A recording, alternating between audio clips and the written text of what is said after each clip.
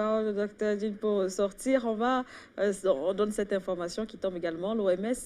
Selon l'OMS, 250 millions d'Africains pourraient donc attraper le coronavirus en un an, mais les experts de cette organisation pensent que plus de gens y survivront qu'aux États-Unis et en Europe parce que beaucoup d'Africains sont jeunes.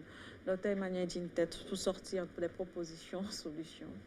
Voilà, je ne vais pas jouer le jeu de la danse du moineau, mais il est important que je finisse par le panéliste Patrick Sapak l'a déjà dit, les mesures sont déjà prises ou bien tout est déjà en marche pour une force africaine de santé ou bien une force africaine de vrai développement.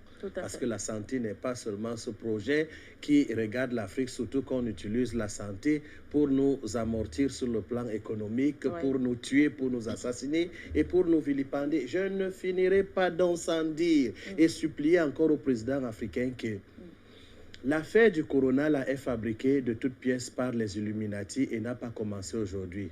Coronavirus, c'est déjà 666, je vous l'ai dit. Et Macron n'a cessé de le dire. Personne n'échappera au nouvel ordre mondial. Et nous arriverons au nouvel ordre mondial par l'intelligence artificielle, qui sera une sorte de vaccination. Alors, il faut donc prendre une convention opérationnelle de vaccination identitaire pour y arriver. Et maintenant, c'est la première phase parce qu'il y a 3 phases. Pour l'instant, l'Organisation mondiale de la santé, le banditisme international, voudrait tester le niveau d'obéissance des peuples, d'où l'exigence de confiner. Mais en tant que médecin, pauvre médecin, depuis quand même 22 ans, ça veut dire qu'avant ces 22 ans, j'ai étudié, je puis vous dire que le confinement n'a jamais aidé un peuple à être délivré d'une attaque épidémiologique. Au contraire, en vous confinant, il existe ce que j'ai expliqué dans une conférence, l'inceste viral. L'inceste viral est capable de donner au système immunitaire de ne plus reconnaître l'ennemi. Comprenez-le.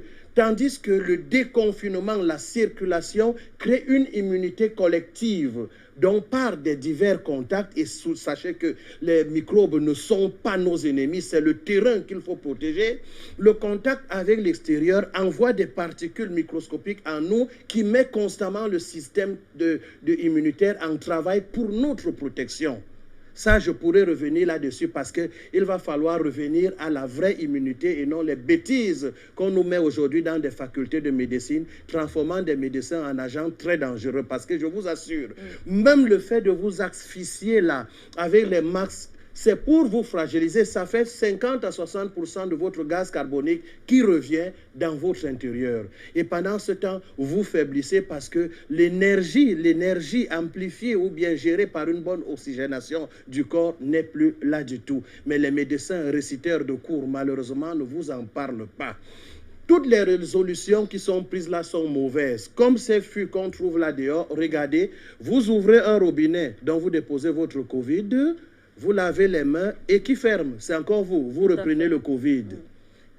Autant d'imbécilité qui démontrent qu'il n'y a pas eu concertation scientifique, mais une histoire politique décidée un certain jeudi, le 12 mars en Belgique, et les Africains ont copié-collé dans une sorte de folie qui dérange même parce qu'il suffit de réfléchir comme le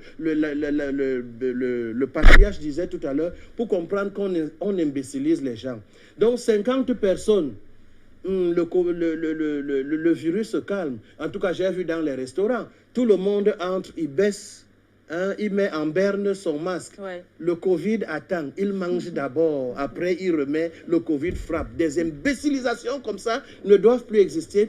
Et les gouvernements africains doivent consulter leur peuple. Ce n'est pas un ministre de la Santé ou un ministre, premier ministre, qui viendra s'adresser aux enfants, parmi lesquels les médecins, comme si nous sommes encore à l'époque où on va nous fouetter si on n'obéit pas au pouvoir, qui doit nous rendre compte et doit nous consulter. On imbécilise les gens comme ça et le monde nous observe comme une Afrique idiote pour qu'une organisation mondiale de la santé vienne nous raconter les histoires. Il n'y aura pas de ces morts et que le laxisme de nos chefs d'État, de nos gouvernements, de nos autorités cesse. Sinon, le peuple prendra ses responsabilités.